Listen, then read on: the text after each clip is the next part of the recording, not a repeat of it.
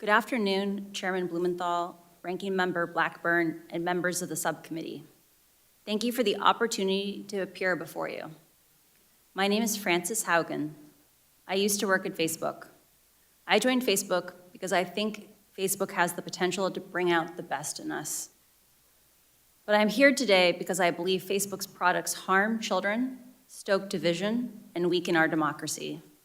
The company's leadership knows how to make Facebook and Instagram safer, but won't make the necessary changes because they have put their astronomical profits before people. Congressional action is needed. They won't solve this crisis without your help. Yesterday, we saw Facebook get taken off the internet. I don't know why it went down, but I know that for more than 5 hours, Facebook wasn't used to deepen divides, destabilize democracies, and make young girls and women feel bad about their bodies. It also means that millions of small businesses weren't able to reach potential customers, and countless photos of new babies weren't joyously celebrated by family and friends around the world.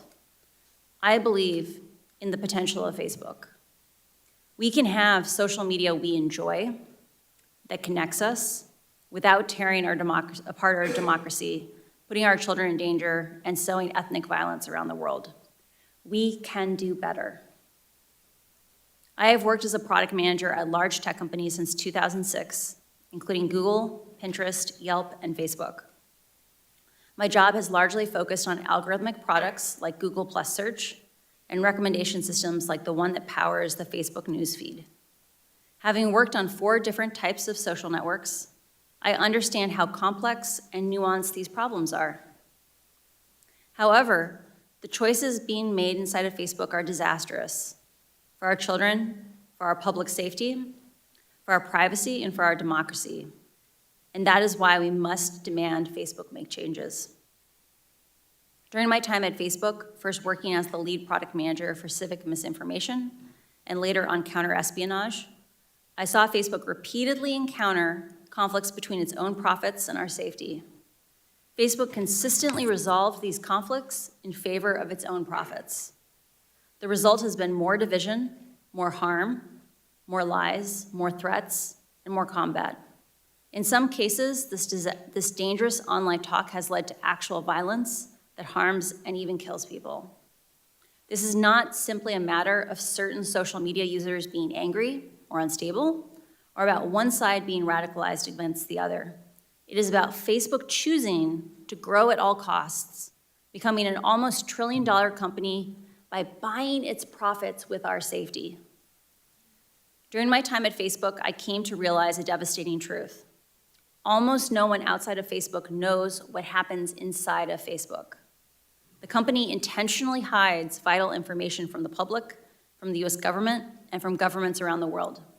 The documents I have provided to Congress prove that Facebook has repeatedly misled the public about what its own research reveals about the safety of children, the efficacy of its artificial intelligence systems, and its role in spreading divisive and extreme messages.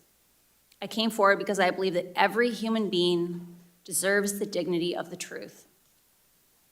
The severity of this crisis demands that we break out of our previous regulatory frames.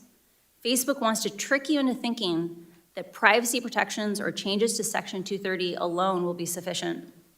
While important, these will not get to the core of the issue, which is that no one truly understands the destructive choices made by Facebook except Facebook. We can afford nothing less than full transparency. As long as Facebook is operating in the shadows, hiding its research from public scrutiny, it is unaccountable.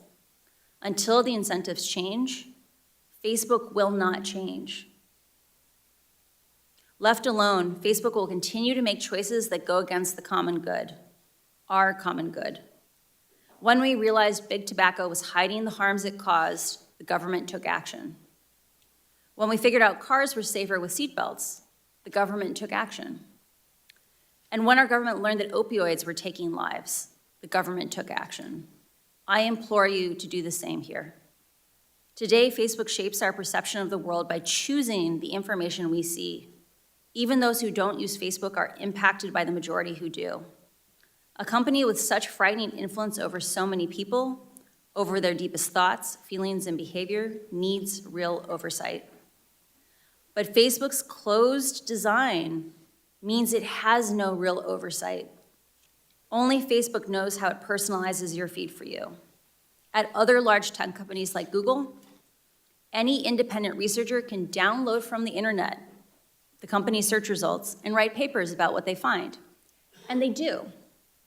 But Facebook hides behind walls that keeps researchers and regulators from understanding the true dynamics of their system. Facebook will tell you privacy means they can't give you data. This is not true. When tobacco companies claimed that filtered cigarettes were safer for consumers, scientists could independently invalidate these marketing messages and confirm that, in fact, they posed a greater threat to human health. The public cannot do the same with Facebook. We are given no other option than to take their marketing messages on blind faith.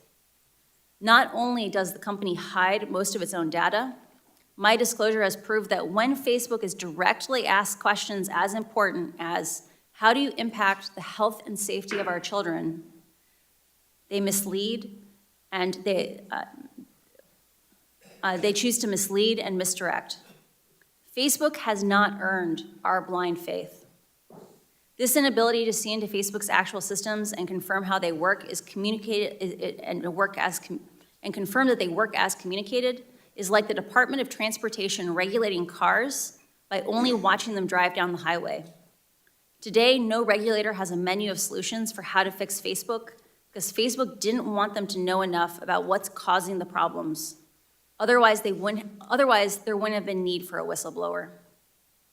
How is the public supposed to assess if Facebook is resolving conflicts of interest in a way that is aligned with the public good if the public has no visibility into how Facebook operates? This must change. Facebook wants you to believe that the problems we're talking about are unsolvable. They want you to believe in false choices. They want you to believe that you must choose between a Facebook full of divisive and extreme content or losing one of the most important values our country was founded upon, free speech. That you must choose between public oversight of Facebook's choices and your personal privacy. That to be able to share fun photos of your kids with old friends, you must also be inundated with anger-driven virality. They want you to believe that this is just part of the deal. I am here today to tell you that's not true. These problems are solvable.